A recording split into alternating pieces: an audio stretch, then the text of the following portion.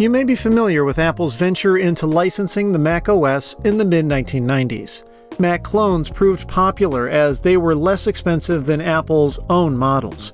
But one clone maker built machines that were cheap in a different sense.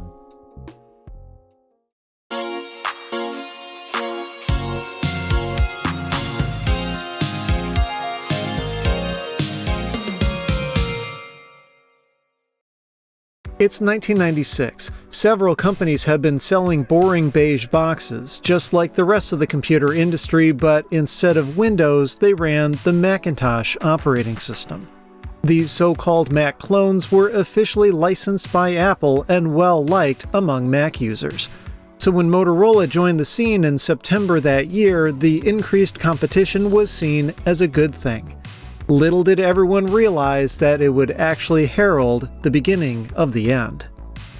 Motorola had been a long-time and important partner to Apple. Its 68000 series of CPUs were at the heart of all Macs for over a decade, and the company had joined with Apple and IBM to form the AIM Alliance, a joint venture to develop and manufacture PowerPC processors.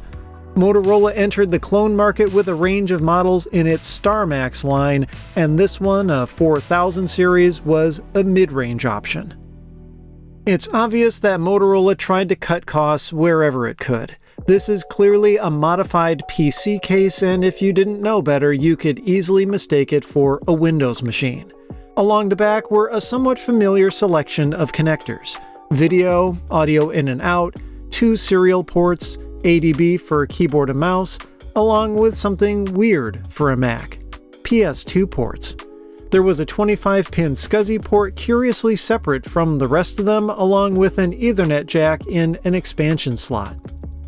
I had noticed a rattling sound while carrying the machine, and I was eager to get the cover off to figure out what it was from. 4 screws later, and I have my answer. There's a hard drive just laying on the bottom of the case, connected to a SCSI cable.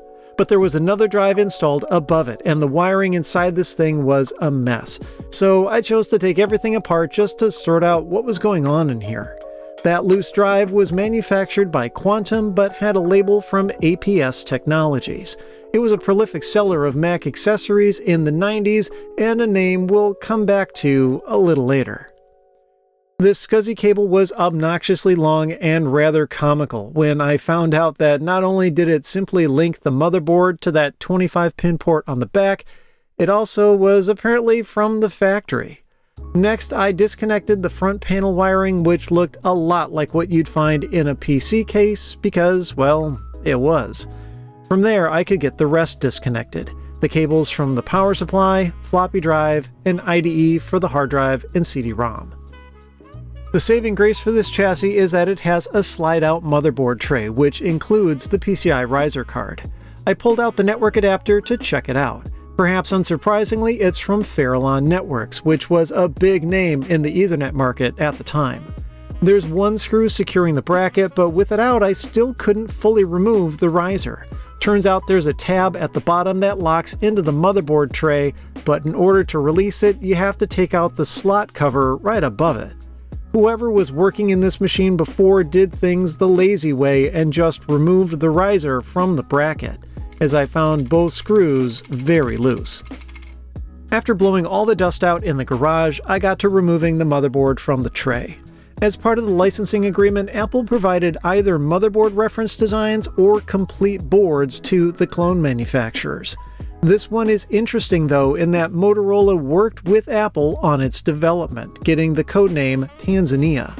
This meant Motorola had some input into things that would help make it cheaper to implement, and led to some strange decisions in the process. The RAM, for example, uses 168-pin EDO modules, but the first slot is bizarrely limited to only 32 megabytes. The rest can accept 64 meg DIMMs. There are 2 IDE channels, but each can only support 1 drive, and the second channel specifically calls out only being usable with optical drives. As we saw, there's an onboard SCSI connector, and I found this strange pass-through module connected to it, which I suspect is some sort of filter. And the power supply is proprietary, using 2 sets of what look like, but aren't, AT-style connectors along with a separate harness for the soft power circuit. The reason there's a PCI network card in this machine is because they cheaped out by not including the circuitry on the motherboard, despite having all the pads for the chips and connector. This board can also support 2 different monitor connectors, either the standard VGA style or Apple's proprietary version. And the graphics are provided by an ATI Mach64 chip with its 2 MB of video RAM residing in a separate, removable module. What wasn't removable was the CPU. The StarMax 4000 series came with PowerPC 604E processors, this one clocking in at 200 MHz. Being soldered down prevented easy upgradability, unlike other clone makers such as Power Computing, which socketed its CPUs. But thankfully, the included Level 2 cache module resides in a slot, and in time, clever upgrade manufacturers offered faster CPUs that could fit in its place. Maybe the strangest thing about this motherboard is that while populated for a Mac-style GCR floppy drive, it had the pads for another connector labeled MFM. Yep, if a clone manufacturer wanted to, it conceivably could have thrown in a regular PC floppy drive to further drive down costs. I'm not aware that this was ever actually implemented in any of the clones though, because it prevents backwards compatibility with older 800K Mac floppies. I knew I'd likely need to replace the clock or PRAM battery. In these, it's a 4.5-volt alkaline pack that doesn't seem as likely to leak as the more common 3-volt lithium cells tend to. It was actually a standard part seen in PCs at the time as well, and it's possible to buy new ones these days. But at $15 plus that amount again in shipping, I chose to instead solder the leads to a coin cell holder and hope that 3 volts would suffice. When I saw how many surface mount capacitors are on this board, I dreaded having to replace them all. So imagine my relief when on close inspection they're all perfectly clean with no signs of leakage. Yes, I'll need to address them someday, but not today, especially since this machine was frankly making me mad. It's cramped to work in and the sharp edges on everything had cut up my hands in several places.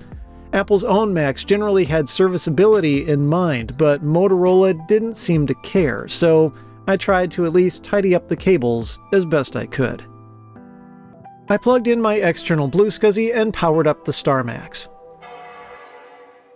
I held down Shift-Command-Option-Delete to tell it to boot from the Blue SCSI, but when it tried to, I got an error message that the OS version wasn't compatible. I keep version 7.5.3 on here, which has worked on other Mac clones, but apparently Tanzania boards require at least 7.6. Thankfully, my friend Steve from the channel Mac84 uploaded an image of his own StarMax recovery CD to the Internet Archive, which I could then copy over to the Blue SCSI and try to boot from instead.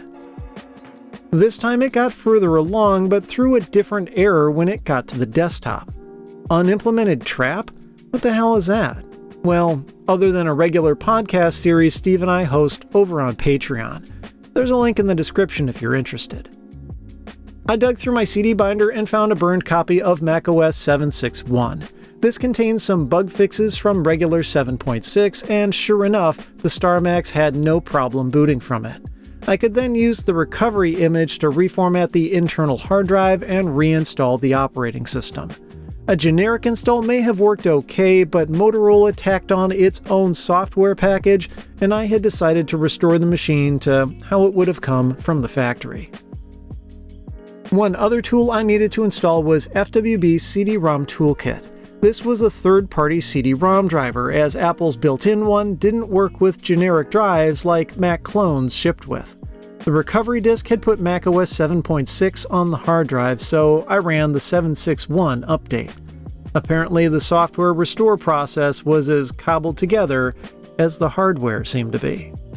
I restarted the StarMax, and thankfully it booted just fine.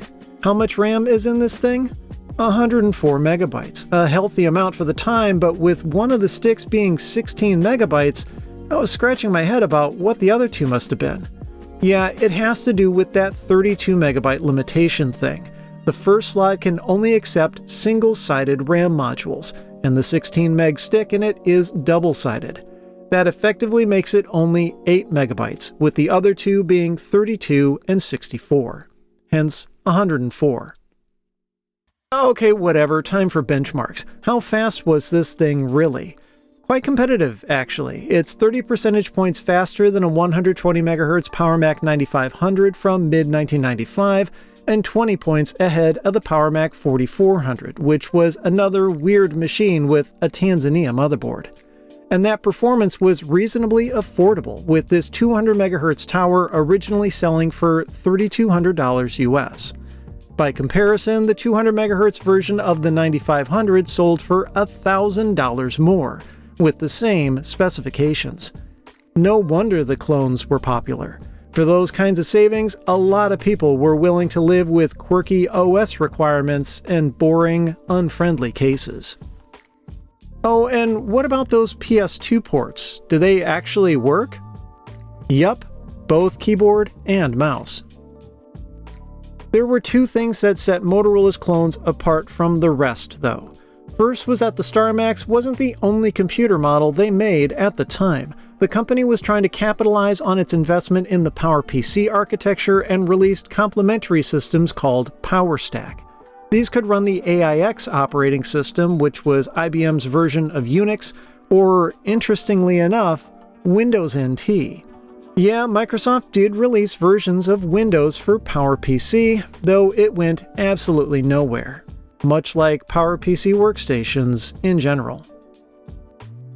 The second big thing was that other companies sold Motorola's Mac clones too. Its agreement with Apple allowed it to sub-license to other manufacturers, including APS. This prompted an explosion in the number of clone makers, along with renewed price competition. APS's version of this StarMax, called the M-Power 604E200, was $500 cheaper than what Motorola charged. It's a wonder Apple sold any computers at all during this time. The end of the Mac clone era was painful and messy. When it started in 1993, the goal of the macOS licensing program was to expand the platform's market share, just like what Microsoft had done with DOS and Windows. But it had backfired. Instead of appreciably increasing the total number of Macs sold, it simply cut into Apple's own hardware sales as the clone makers fought a race to the bottom with prices. High-end Mac clones hurt Apple the most. That's where margins were largest, and Apple needed the profits on hardware sales to subsidize its OS development, which the clone makers didn't have to worry about. The company was losing money fast, to the tune of over $800 million in 1996, and that same amount again just in the first half of 1997. Up to that point, clone makers paid Apple a flat $50 or so for every computer they sold, along with whatever price they'd negotiated for motherboards. In March of 1997, the company said it would be moving to a percentage-based model, where the licensing fee would be tied to the price a Mac clone sold for. This would help level the playing field between Apple and the clone makers, but critically, the changes couldn't take effect right away. That's because most clone makers' licenses were tied specifically to macOS 7. macOS 8 was scheduled to be released in July of 1997, and if clone makers wanted to include it with their systems, they'd be forced back into negotiations with Apple for licensing, at which point the company would impose the new terms. Curiously, OS 8 had gone through development with the version number 7.7, but before released, it was updated to 8. Make of that what you will. Steve Jobs had returned to Apple that year as part of its acquisition of Next, and he was not a fan of the clone program. And I think the clone setup, the way it was set up, was done really poorly 3-4 years ago. He wasn't a fan of many things going on at Apple, actually, including its leadership. It's reported he played a large role in getting the company's board of directors to fire then CEO Gil Amelio. But Jobs was also rather cagey about his role at the company, playing hard to get with the board when they asked him to step into that position. In fact, Jobs had already become quite polarizing. At first, there was a lot of positive press about him rejoining the company he helped start, but he quickly began, pissing people off, killing projects and even entire departments at the company.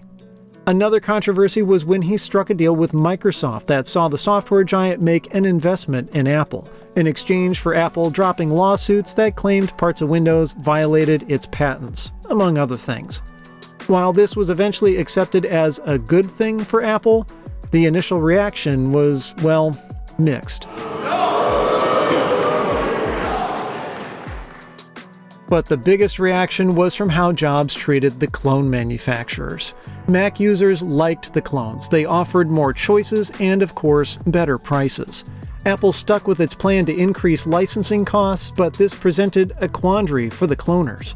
Their own margins were slim, so they couldn't afford the added expense without raising prices. But raising prices would make them less competitive, especially with Apple's own systems, which didn't have the same weird quirks and limitations like we saw with the Star Macs here. The clone makers tried to pivot, at least temporarily, in order to stay afloat. Power Computing cut a deal with OS maker B, which had unsuccessfully courted Apple to buy it in 1996 instead of Next. Motorola had already made such arrangements with B earlier in 1997 after deciding that Windows NT for PowerPC would never take off. But B never took off either. One by one, the clone manufacturers dropped out, as it financially didn't make sense to continue. Things even got heated at times. The New York Times reported that Motorola CEO Christopher Galvin got in a shouting match with Jobs over the phone, ultimately deciding to shut down the clone division. Motorola ended up losing $95 million to get out of the Mac clone market, and promised to treat Apple as just any other customer going forward. Since Motorola was out of the game, so too then were its sub-licensees. APS tried to pivot back to Mac accessories, but ended up going out of business entirely.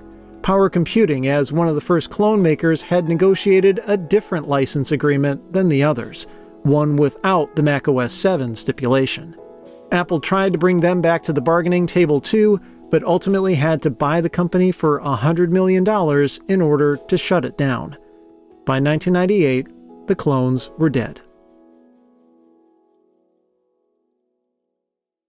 To say the mid to late 90s for Apple was a whirlwind is quite an understatement. Things changed quickly, and even more so when Jobs returned to the company and accepted the role of interim CEO in September 1997. And while the changes taking place certainly rankled the Mac faithful, time has proven that the right decisions were made. The clones were, in a way, too much of a good thing. Even if they weren't. If you liked the video, I'd appreciate a thumbs up and be sure to subscribe. Here's another episode you should check out, and as always, thanks for watching.